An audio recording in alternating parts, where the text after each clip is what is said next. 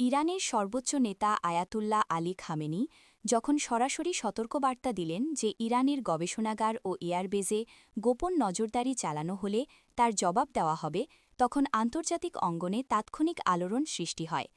কারণ সাধারণত ইরান এমন বার্তা খুব হিসেব করে দেয়, হঠাৎ নয়। তার বক্তব্যের ভেতরে ছিল একটি স্পষ্ট ইঙ্গিত। তারা জানে কেউ তাদের সামরিক স্থাপনাগুলোর ওপর নজর রাখছে। এই দাবি শুধু আঞ্চলিক উত্তেজনাকেই নয়, বৈশ্বিক গোয়েন্দা মহলেও নতুন প্রশ্নের জন্ম দেয়। এত সংবেদনশীল তথ্য ইরান কিভাবে পেল? অনেকের ধারণা এর পেছনে থাকতে পারে রাশিয়ার সঙ্গে ঘনিষ্ঠ সামরিক সহযোগিতা। বিশেষ করে একটি রহস্যময় উচ্চতায় উড়তে সক্ষম স্পাই প্লেন নিয়ে আলোচনা আবার সামনে এসেছে, যার নাম উর-2 বলে প্রচারিত।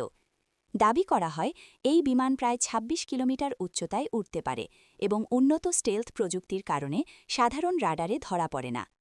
যদিও এর অস্তিত্ব নিয়ে বিতর্ক রয়েছে, তবুও কিছু গোয়েন্দা বিশ্লেষক মনে করেন সোভিয়েত আমলের একটি প্রকল্প আধুনিক প্রযুক্তিতে পুনরুজ্জীবিত হতে পারে।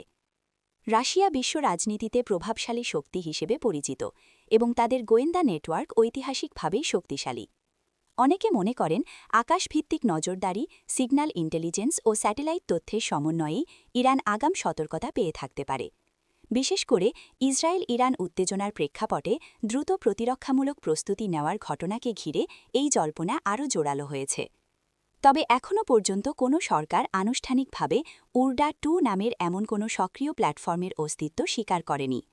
সামরিক প্রযুক্তির জগতে বাস্তব সক্ষমতার পাশাপাশি মনস্তাত্ত্বিক প্রভাবও বড় ভূমিকা রাখে। কোনো একটি অদৃশ্য নজরদারি ব্যবস্থার সম্ভাবনাই প্রতিপক্ষকে সতর্ক ও রক্ষণাত্মক অবস্থানে ঠেলে দিতে পারে। তাই ইরানের সতর্কবার্তা শুধু প্রতিরক্ষা নীতির অংশ নয়, কৌশলগত বার্তাও হতে পারে। সব মিলিয়ে ঘটনাটি দেখায় যে আধুনিক বিশ্বে তথ্যই সবচেয়ে বড় শক্তি। স্যাটেলাইট, ড্রোন, সাইবার নজরদারি কিংবা কথিত উচ্চতার স্পাই প্লেন, যে মাধ্যমই হোক, আকাশ ও প্রযুক্তির দখল এখন ভূ রাজনীতির গুরুত্বপূর্ণ নির্ধারক।